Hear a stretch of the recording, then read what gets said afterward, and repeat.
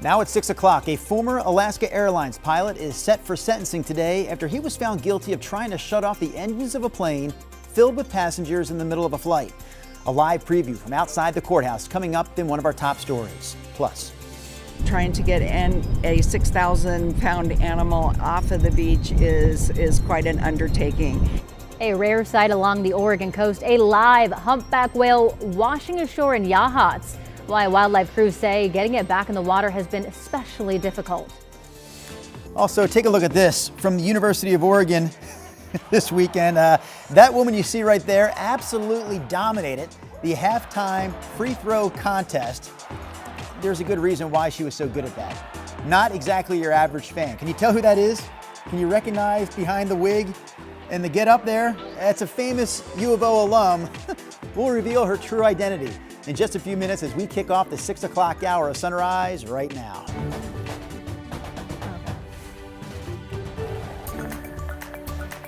What a disguise that was. Good morning and thank you for joining us on your Monday here. I'm China Green. Oh, it is you. See, I couldn't recognize you behind all of your disguises this morning.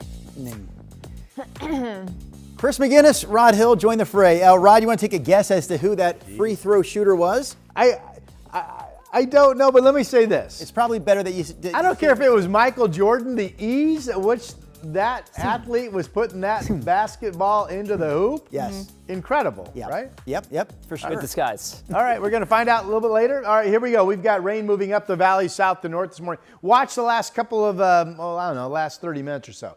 It really starts to break up. Watch it one more time. It's been steady really going back to yesterday morning. There's the green starting to break up. So that should continue. I mean, Futurecast has been showing we're mainly dry by 9 o'clock this morning, and maybe it's a lot sooner than that. The cloudiness that will persist into the noon hour could still contain some misty weather with it. We do know this. It's wet right now, and it's raining in more spots than not. 49, our live camera in Salem, raining over Portland, and the same temperature, 49 degrees, winds are northwest. Mainly dry at noon, still overcast, and then we'll look for some partial clearing a little bit later today. Temperature 48 to 53. Doesn't do much today. Here's Chris. Plenty of water on the roads this morning, Rod, as we look at various freeway cameras here. We'll take you over to I-205 out near Airport Way. In fact, there's so much water in the camera lens there, it's kind of out of focus. But in any event, the good news is for right now, we've got fairly light volume out there, so traffic is getting around just fine. But you can see the vapor trails coming off the cars there this morning. So if you have a chance to get on the road a little early this morning, that's probably a good idea. As the volume picks up, you can bet the drive times are going to get pretty slow this morning. But so far, China, so good. Thank you, Chris. A former Alaska Airlines pilot is expected to be sentenced in federal court this morning after he tried to cut a plane's engines mid-flight. The plane had to make an emergency landing here in Portland. Sunrise reporter Thomas Schultz joins us live downtown outside the federal courthouse with the latest on this case. Thomas? Hey, good morning, guys. Yeah, we got to go all the way back to October of 2023 when Joseph Emerson tried to cut the engines of that plane mid-flight. At the time, he was an off-duty pilot riding cockpit. Emerson told police that he hadn't slept in 40 hours after taking psychedelic mushrooms and was, quote, not okay. Emerson says he pulled the handles of the plane, which would have shut off the engines, in attempts to wake himself up from a bad dream. Fortunately, he was restrained by the crew, and the plane, meant to go to San Francisco, diverted to Portland and landed safely. Emerson faces a federal felony charge for interfering with flight crew members 2 months ago in a hearing for a different case where Emerson was charged with recklessly endangering 84 people's lives. He said he's deeply sorry for what he did. I regret the harm that I caused.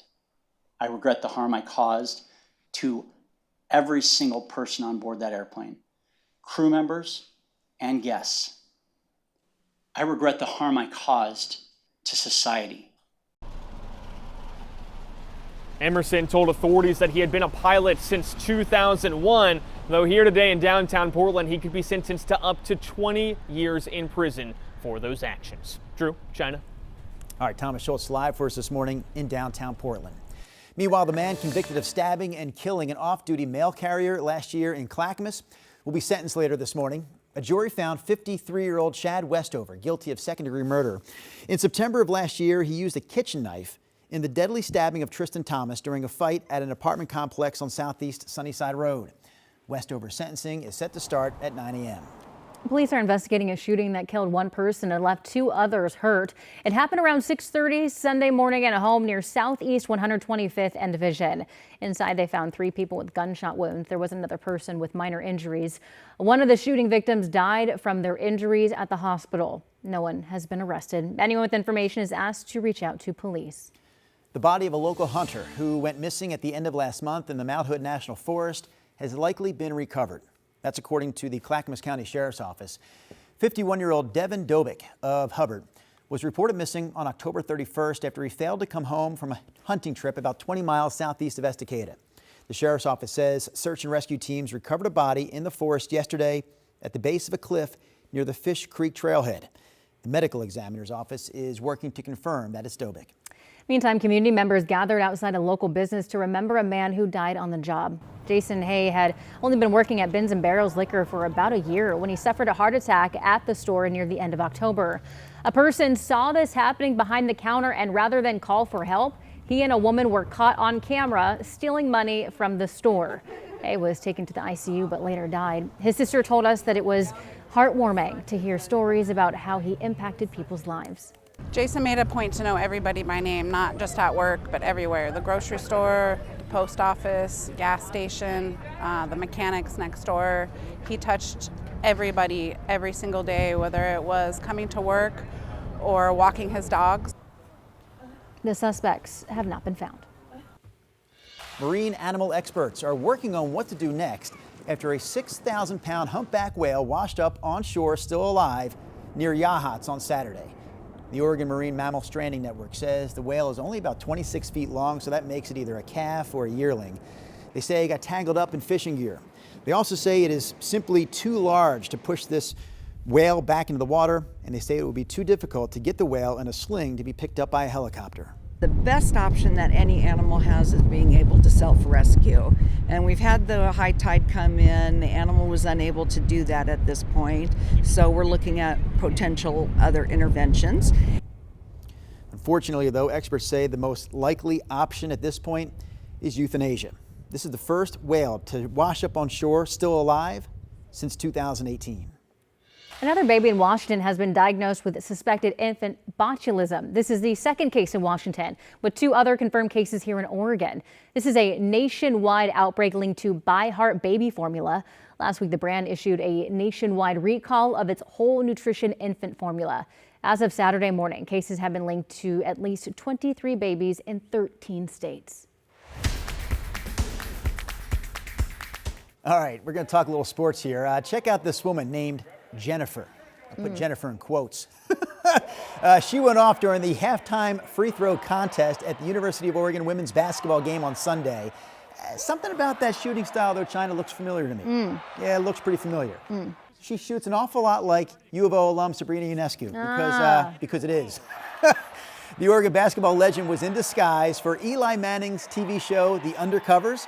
She definitely fooled several fans in the concourse and even Coach Kelly Graves.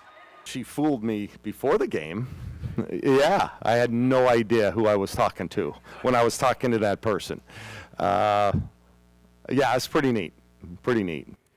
Apparently, Sabrina texted Coach earlier in the morning saying that she wouldn't be able to make it to the game. Yeah. Oh, she was there. I love that. It's crazy, that disguise. I had heard about the story, and then when the video popped up, I'm looking, going, what's going on with Sabrina's nose there? Okay, it's a fake nose to go with the glasses and the wig. I think they, obviously it does kind of look like thickened her face there a bit. It looks like who? You. Just a little bit. Just a little bit. I don't believe we can pull that video up quickly enough. Siblings? Siblings. You know what she does that's similar to me? Shoots with grace and style. Oh, boy. No. No. Well, I think she is good because she never misses, apparently, right? She never misses. It looks like she doesn't. No. Oh, there we go. Look, Hey, Drew. really? Oh my It's gosh. Drew with a wig on. She's agreeing with you, clapping in agreement. Yes. You know what else I'll do, though? Sometimes if my shot's not falling, I'll dunk the ball. Bam! Over the top. It's Monday, and I have Reverse. 4 more days of this, just so you know. Windmill. Okay. All the moves this morning from Mr. Carney. All right, wet morning. This is the back end of the rain, if you will, or the back hours anyway, of the rain that started yesterday morning for a lot of us. It's mainly dry along the coast right now. There are some light showers spreading out across parts of eastern Oregon as well. You see Madras and then some showers over around the Jefferson area in the Cascades. And if you look at the last 30 minutes or so, see how the light rain is really starting to already break up. So during the morning commute, it looks like we're going to get into decreasing rain showers, eventually ending, and then we have an expected dry afternoon. So rainy start, Providence Park, 46 degrees here in Portland. With the raindrops falling, it will be a dry finish. Temperatures are still mighty comfortable this morning. The wind direction is northwest, and there's enough of a breeze that you'll feel it or notice some flags being blown around the area. 47 in Sandy, Oregon City and Westland this morning, 49 in Salem, and 49 down in Corvallis and over in Almsville.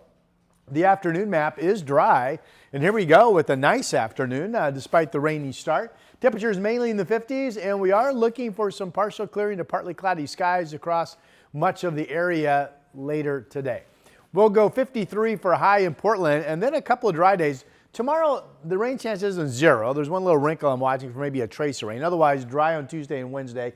And I think the big story coming up is a return to chilly nights. I've got Portland at 42 tomorrow morning, 38 Wednesday morning. Think about how warm it's been at night lately.